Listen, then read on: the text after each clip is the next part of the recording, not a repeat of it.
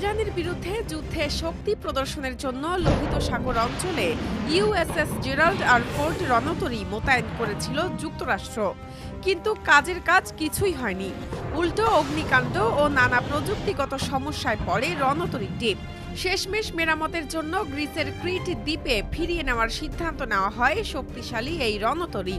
এর ফলে মধ্যপ্রাচ্যে মার্কিন উপস্থিতিতে একটি শূন্যতা তৈরি হয়েছে বলে মনে করছেন বিশ্লেষকরা, আর এই শূন্যতার সুযোগই নিতে পারে ইরান।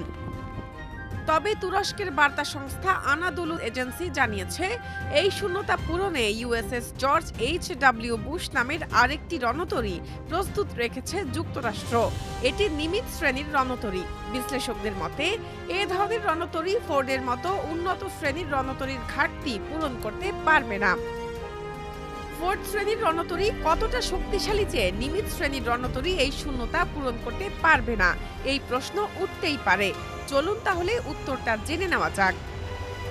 নিমিৎজ 1970-এর দশকের প্রযুক্তি, আর ফোর্ড একবিংশ শতাব্দীর আধুনিক উত্তরসূরি। মিলিটারি.কম জানিয়েছে, নিমিৎজ শ্রেণীতে বিমান উড্ডয়নের জন্য বাষ্পচালিত ক্যাটাপাল্ট ব্যবহার করা হয়।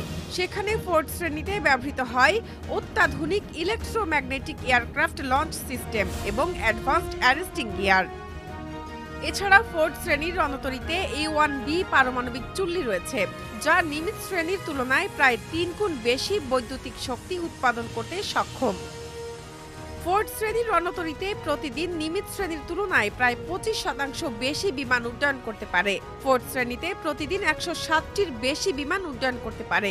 জরুরি পরিস্থিতিতে এই সংখ্যা 270-এও বাড়ানো যায়। ফোর্ড শ্রেণীর আইল্যান্ড কাঠামো নিমিৎজ শ্রেণীর তুলনায় দৈর্ঘ্যে ছোট, তবে উচ্চতায় প্রায় 20 ফুট বেশি উঁচু। আইল্যান্ড কাঠামোর দৈর্ঘ্য কম হওয়ায় ফোর্ড শ্রেণীর ফ্লাইট ডেকে যুদ্ধ বিমান চলাচল ও জ্বালানি ভরার জন্য বেশি জায়গা তৈরি হয়েছে। স্বয়ংক্রিয় ব্যবস্থা থাকায় ফোর্ড শ্রেণীর রণতরীতে নিমিৎজ শ্রেণীর তুলনায় প্রায় 25% কম নাবিকের প্রয়োজন হয়।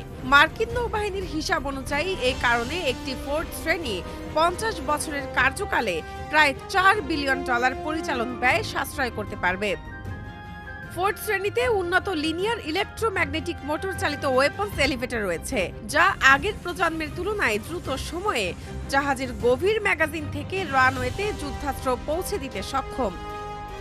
নিমিৎজ শ্রেণীর তুলনায় সব দিক বিবেচনায় ফোর্ড শ্রেণীর রণতরী শক্তিশালী, সাশ্রয়ী ও বিধ্বংসী। তাই মধ্যপ্রাচ্যের অস্থির ভূ রাজনীতিতে ফোর্ডের মতো রণতরী যুক্তরাষ্ট্রের অন্যতম কার্যকর কৌশলগত হাতিয়ার। আর সেই হাতিয়ারের সাময়িক শূন্যতার সুযোগ নিতে পারবে ইরান, এমনটাই মনে করছেন বিশ্লেষকরা।